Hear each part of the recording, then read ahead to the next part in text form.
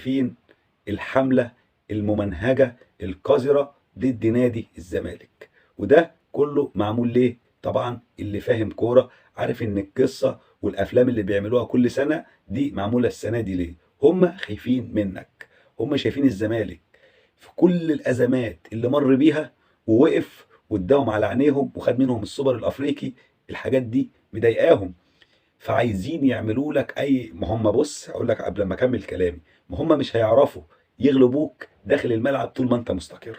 خدها كده قاعده، طول ما الزمالك مستقر ومفيش مشاكل في الفريق، والنادي معلوش اي مستحقات لاي جهه في الفيفا في اتحاد الكره، والنادي بيعرف يعمل صفقات كويسه، فالنادي ده مش هيبقى ليه اصلا وجود على الساحه الرياضيه في مصر ولا في اي حته.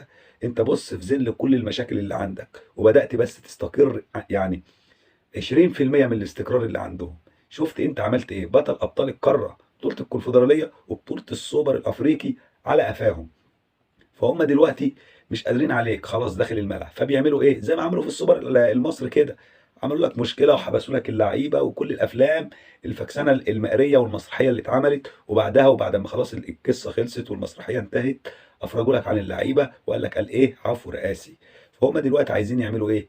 شايفين الزمالك داخل عنده مدرب كويس، لعيبه رجاله بتلعب عندها روح الفوز في اي وقت حتى لو في الدقيقه 97، فما بيصدقوا بقى يمسكوا لك في اي حاجه. كل شويه يقول لك اصل جوميز جاي له عقد منين، اصل اللاعب ده مش هيجدد. فدي كلها افلام خلاص جمهور الزمالك حفظها. فهم دلوقتي بقى عاملين حمله على مين؟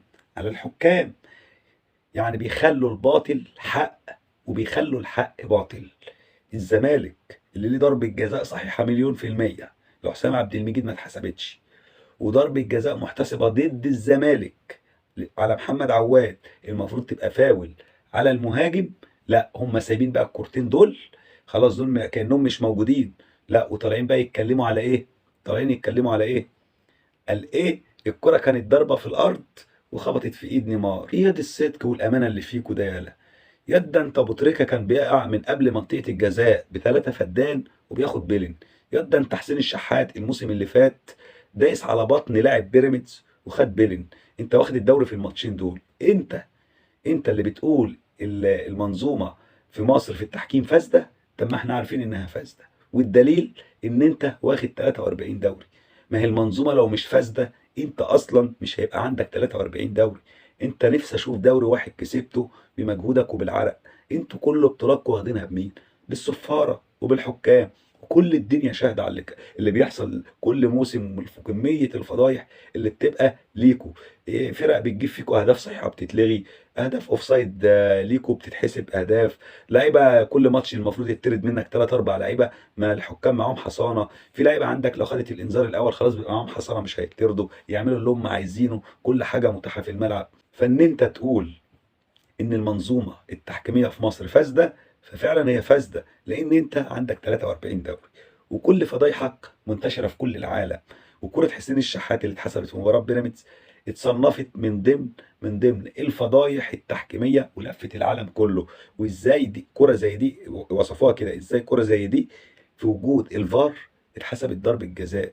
وده دليل على ان انت مش فارقه معاك سواء الحكم مصري او اجنبي، انت عارف بتعمل ايه وبتدفع ايه. فالقصه اللي انتوا عاملينها دي مش هتاكل مع جمهور الزمالك. خلاص انتوا اتفهمتوا والجمهور خلاص فهمكم، ودلوقتي النادي والجماهير ومجلس الاداره واللعيبه والمدرب خلاص كله يد واحده، وهتشوفوا زمالك تاني. مهما عملتوا في 40 50 قناه و40 50 قناه على اليوتيوب ولجان الكترونيه على الفيسبوك وعلى كل المنصات، نادي الزمالك العو رجع خلاص. انت مش هتعرف تعمل اللي كنت بتعمله زمان. انت دلوقتي كل حاجه بقت تبان، وربنا يخلينا اليوتيوب اللي كل فضايحك دلوقتي بتسجل عليه. فان شاء الله الزمالك لن ولن يسقط ابدا طول ما وراه جمهور الزمالك العظيم اللي هيفضل يفديه بروحه وبدمه. اخر حاجه عايز اقولها، ان شاء الله نادي الزمالك بيعمل مفاجاه من العيار التقيل. نادي الزمالك يجهز لمفاجاه من العيار التقيل وصفقات هتقلب الوسط الرياضي في مصر باذن الله. كلها 50 يوم على شهر يناير وهتشوفوا 4 صفقات في نادي الزمالك، صفقات هتعمل إغماء لكل جماهير الكرة المصرية. نادي الزمالك بيجهز دلوقتي الصفقات مدوية هتهز الوسط الرياضي. فان شاء الله اللي بطلبه من جمهور نادي الزمالك انك تقف ورا الفرقه زي ما انت كده واقف، وان شاء الله الزمالك هيفضل اكبر قلعه رياضيه في مصر، وهنفضل ندي اي اعلامي واي موقع واي لجان الكترونيه على عينيها، لان جمهور الزمالك الجمهور الوحيد اللي بيفهم كوره في مصر. كل التوفيق لنادي الزمالك اللي عنده مباراه مهمه جدا جدا جدا بعد الحرب القذره اللي اتعملت على التحكيم عشان تشوفوا فضايح يوم ماتش سموحه. اتفرجوا يوم ماتش سموحه ايا كان مين هو الحكم، هتشوفوا كميه فضايح لا تتخيلوها. وكل الكلام ده ليه؟ عشان يرضوا اسيادهم ويرضي الاعلام بتاعهم. فان شاء الله ربنا موجود، ونادي الزمالك سينتصر في مباراة سموحة رغم كل المحاولات الفاشلة اللي بتتعمل من قناة الاهلي ومن المواقع الالكترونية اللي بتقبض فلوس من الاهلي. فان شاء الله الزمالك سينتصر